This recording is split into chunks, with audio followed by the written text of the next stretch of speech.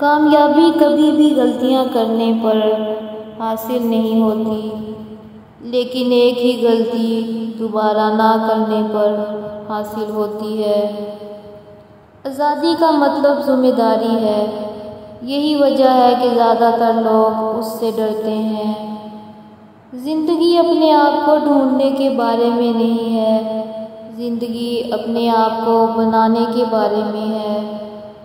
دوزخ حقیقت سے بے نیاز اور مسرت کی جستجو کرنے والوں کا کعبہ ہے۔ خاموش اور کم گو آدمی کا ہر جگہ استقبال ہوتا ہے۔ جھوٹ بولنے والوں کی سزا یہ نہیں کہ کوئی ان پر بھروسہ نہیں کرتا، بلکہ یہ کہ وہ خود دوسروں کے قول و فعل کے اعتبار کرنے کا بھروسہ کھو دیتا ہے۔ اچھا دوست خدا کا دیا ہوا بہترین تحفہ ہے۔ زندگی ایک ایسے شعلے کی مانند ہے جو ہمیشہ جلتا رہتا ہے۔ تم چیزیں دیکھتے ہو اور کہتے ہیں کیوں، لیکن میں ان چیزوں کا خواب دیکھتا ہوں جو کبھی موجود ہی نہیں تھی، اور میں کہتا ہوں کیوں نہیں۔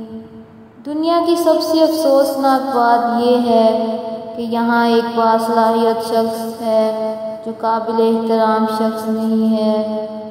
وحشی انسان مکڑی اور پتھروں کے آگے سر جھکاتا ہے، اور مذہب انسان کو گوشت و خون کے مجسموں کے آگے سرنگوں کرتا ہے۔ میں صرف ایک آدمی کو جانتا ہوں جو عقل مندی سے برتاؤ کرتا ہے، وہ ہے میرا درزی۔ جب وہ مجھ سے ملتا ہے، میری پیمائش لیتا ہے، دوسرے توقع کرتے ہیں کہ میں اپنی پرانی پیمائش کے مطابق اس میں فٹ ہو جاؤں گا۔ میرا مذاق کرنے کا طریقہ سچ بتانا ہے۔ یہ دنیا کا سب سے مزاحیہ مذاق ہے۔ کسی نے 1 روپیہ چرایا تو وہ چور، اور کسی نے لاکھوں چرائے تو وہ فنکار۔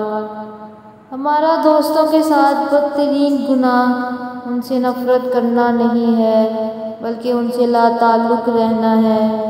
یہ ایک غیر انسانی سلوک ہے۔ ایسا شخص جو طریق ساز ہو، اسے اس کی موت سے نہیں کھویا جا سکتا، بلکہ صرف اپنی موت سے کھو سکتے ہیں۔ خنزیر کے ساتھ کبھی جنگ نہ کریں، آپ گندے بھی ہوتے ہیں اور سور کو اس میں لطف بھی آتا ہے۔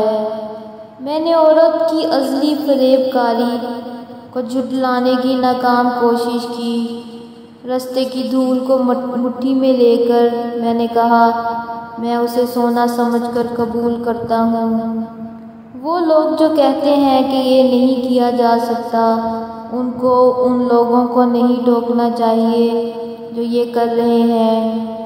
دنیا کا بڑا مسئلہ یہ ہے کہ احمق اور بیوقوف خود کا یقین رکھتے ہیں، اور سمجھدار لوگ شک و شبہات سے بھرے رہتے ہیں۔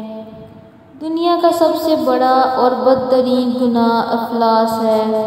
قتل، زناکاری، ڈاکہ زانی، جوا، چوری اور رشوت خوری وغیرہ تمام گناہ افلاس کے مقابلے میں مجسم نیکیاں ہیں۔